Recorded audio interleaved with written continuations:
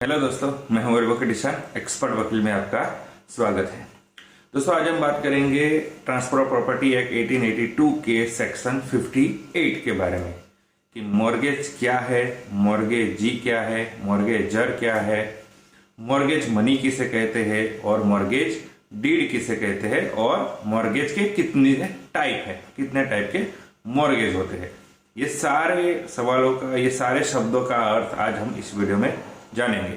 तो वीडियो को अंत तक जरूर देखिएगा ताकि आपको इन्फॉर्मेशन पूरी मिल सके। और अगर आपने अभी तक हमारे चैनल को सब्सक्राइब नहीं किया तो अभी सब्सक्राइब कर लीजिए और साथ ही में बेल आइकन भी दबा दीजिए ताकि ऐसे ही लीगल नॉलेज और लीगल वीडियो जैसे अपलोड हो आप तक नोटिफिकेशन तुरंत पहुंच सके।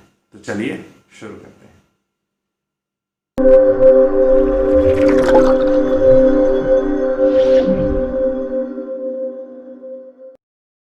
तो फ्रेंड्स, सबसे पहले समझते हैं कि मॉर्गेज किसे कहा जाता है। तो मॉर्गेज यानी कि अगर कोई व्यक्ति जो पैसा ले रहा है किसी दूसरे व्यक्ति से और उसके सामने किसी भी इमूवेबल प्रॉपर्टी को वो बंधक बना रहा है या गिरवे रख रहा है तो उसे उस प्रक्रिया को मॉर्गेज कहा जाता है। यहाँ पर तीन चीजें आवश्यक होती है। पहली चीज कि जो प्रॉपर्टी है वो अचल यानी कि इमूवेबल प्रॉपर्टी होनी चाहिए। जो प्रॉपर्टी गिरवी रखी जाती है उससे वो इमूवेबल प्रॉपर्टी यानी अचल संपत्ति होनी चाहिए। दूसरी चीज कि जो इमूवेबल प्रॉपर्टी है वो स्पेसिफिक प्रॉपर्टी होनी चाहिए। स्पेसिफिक यानी कि अगर किसी व्यक्ति के पास 2, 3, 4 घर है या 2-3 दुकानें हैं तो उसमें से कौन सी प्रॉपर्टी वो मॉर्गेज कर रहा है वो स्पेसिफिक होना चाहिए कि ये प्रॉपर्टी मॉर्गेज की जा रही है। तीसरा कि यहां पर जो ओनरशिप है ना वो ट्रांसफर नहीं हो रही है। ट्रांसफर ऑफ ओनरशिप नहीं हो रही है, यहां पर ट्रांसफर ऑफ इंटरेस्ट हो रहा है। यानी कि जो व्यक्ति पैसा दे रहा है उसका इंटरेस्ट सिक्योर करने के लिए जो प्रोसीजर की जाती है, जो गिरवे रखी जाती है, जिस प्रॉपर्टी को बंधक बनाया जा रहा है, यानी कि उसे ओनर नहीं बनाया जा रहा है। यहाँ पर ट्रांसफर ऑफ ओनरशिप नहीं हो रही है, यहाँ पर केवल ट्रांसफर ऑफ इंटरेस्ट हो रहा है कि जिसने पैसा दिया है उसका इंटरेस्ट यानी कि जो सिक्योरिटी उसे मिल सके, इसी के लिए ये जो प्रोसीजर की जाती है। अब जो पैसा ले रहा है और जो प्रॉपर्टी रख रहा है, प्रॉपर्टी गिरवे रख रहा है, उसे मॉर्गेजर कहा जाता है। और जो व्यक्ति पैसा दे रहा है और प्रॉपर्टी को गिरवे ले रहा है, अपने पास रख रहा है प्रॉपर्टी, उसे मॉर्गेज कर रहा है, उसे मॉर्गेजी कहते हैं। और इसमें जो मनी जो होता है उसे मॉर्गेज मनी कहा जाता है। और इसके लिए जो डीड तैयार की जाती है उस डीड को मॉर्गेज डीड कहा जाता है। अब समझते हैं इसके टाइप के बारे में। तो इसके 6 टाइप है, जो मॉर्गेज है उसके 6 टाइप है। पहला है सिंपल मॉर्गेज।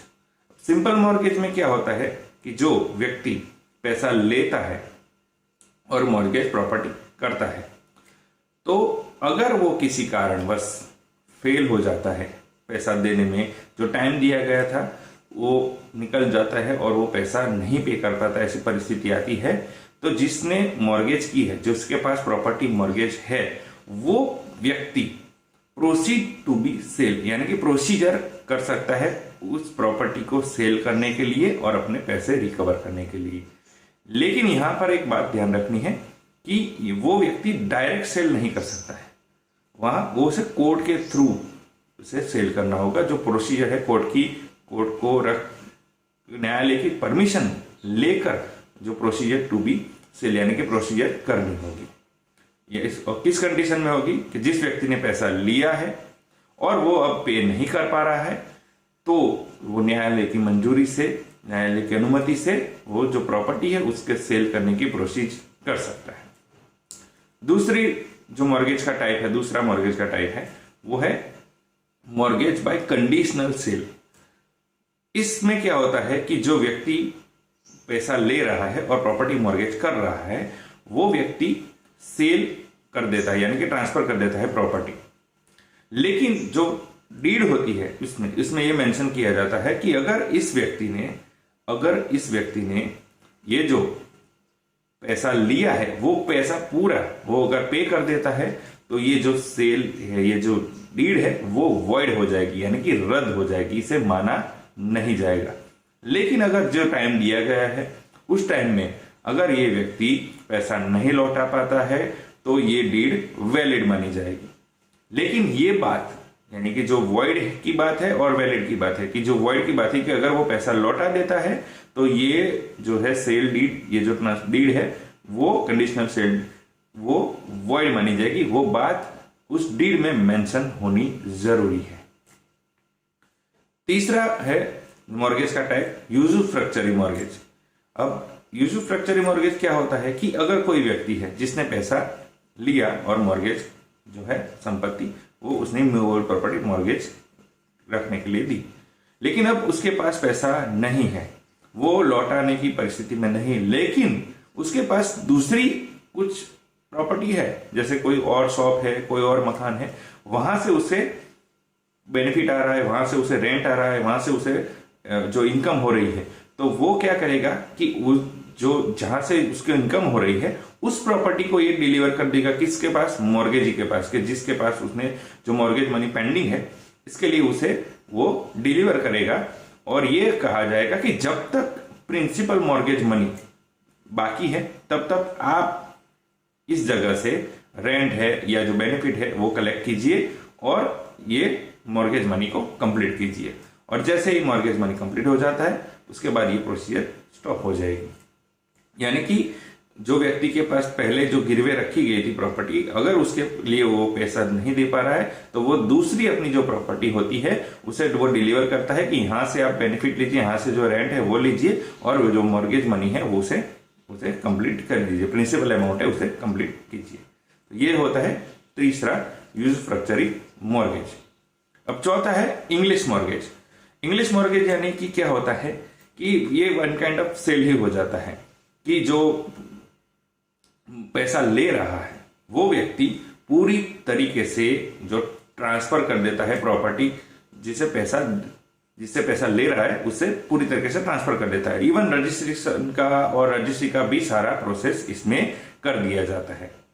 लेकिन इसमें यह होता है कि अगर वो जिसने पैसा लिया है और मॉर्गेज किया है तो वो अगर पैसा लौटा देता है तो जिसके पास ये प्रॉपर्टी ट्रांसफर की गई थी वो उसे रीट्रांसफर करेगा, यानी कि ये जो प्रोसीजर है वो फिर से किया जाएगा।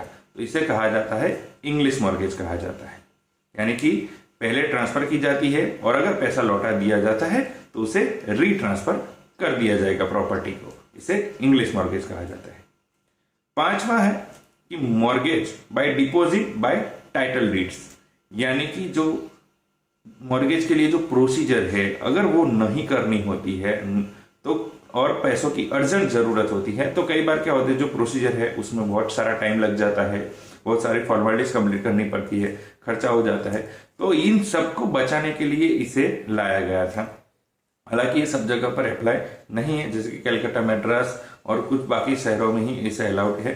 तो इसमें क्या होता है कि जिससे पैसों की जरूरत होती है वो व्यक्ति जो डीड है, वो दस्तावेज है, रजिस्ट्री के जो सारे पेपर्स है वो जिससे पैसे ले रहा है उसे सौंप देता है कि जब मैं आपके जो पैसे हैं वो अगर मैं लौटाऊं तो ये सारे कागज मुझे वापस आपको करने हैं। इसमें किसी भी प्रकार का जो है डीड है या जो रजिस्ट्रेशन का या जो प्रोसीजर नहीं होता है। यानी कि जिस व्यक्ति को अर्जेंट पैसों की जरूरत होती है वो व्यक्ति अपने जो सारे कागजात होते हैं, सारे जो डीड होती है, सारे रजिस्ट्रेशन के पेपर होते हैं, वो जिस व्यक्ति से पैसा ले रहा है उसे वो सौंप देता है और जैसे ही पैसा वो जब चुका देता है तो वो सारे पेपर्स वहां से वो कलेक्ट कर लेता है। उसे कहा जाता है mortgage by deposit by title deeds कहा जाता है। ये इसे इसलिए लाया गया था ताकि जिस व्यक्ति को पैसों की अर्जेंट जरूरत हो तो उस तरीके से ये मॉर्गेज डीड की जाती है। और छठा जो होता है एल्यूमिनस मॉर्गेज। एल्यूमिनस मॉर्गेज यानी कि केवल एक टाइप का मॉर्गेज नहीं, केवल सिंपल मॉर्गेज नहीं, केवल यूजुफ्रैक्चरी मॉर्गेज नहीं, केवल कंडीशनल सेल मॉर्गेज नहीं, या फिर केवल इंग्लिश मॉर्गेज नहीं, दो टाइप्स के जो मॉर्गेज है उसे कंबाइन करके जो डीड तैयार की जाती है उसे एल्यूमिनस मॉर्गेज कहा जाता है। यानी कि इसमें दो टाइप के मॉर्गेज की जो कंडीशन है वो शामिल होती है। तो ये था कि मॉर्गेज किसे कहा जाता है, मॉर्गेजी किसे कहा जाता है, मॉर्गेजर किसे कहा जाता है और मॉर्गेज के कितने टाइप्स होते हैं। तो दोस्तों कैसी लगी ये इन्फॉर्मेशन ज़रूर बताइएगा। दोस्तों अगर आपको ये वीडियो अच्छा लगा है तो इसे लाइक कीजिए, शेयर कीजिए। कोई भी सवाल हो तो आप कमेंट कर सकते हैं या फिर हमारे नंबर पर कॉल कर सकते हैं या फिर आप व्हाट्सएप भी कर सकते हैं। दोस्तों अगर आपने अभी तक हमारे चैनल को सब्सक्राइब नहीं किया तो अभी सब्सक्राइब कर लीजिए और साथ ही में बेल आइकन भी दबा दीजिए ताकि ऐसे लीगल नॉलेज और लीगल वीडियो जैसे ही अपलोड हो आप तक नोटिफिकेशन तुरंत पहुंच सके। इसके साथ ही आप हमें हमारे social media platform Facebook, Twitter, Instagram और लिंक्डइन पर भी फॉलो कर सकते हैं। और इस वीडियो को पूरा देखने के लिए धन्यवाद।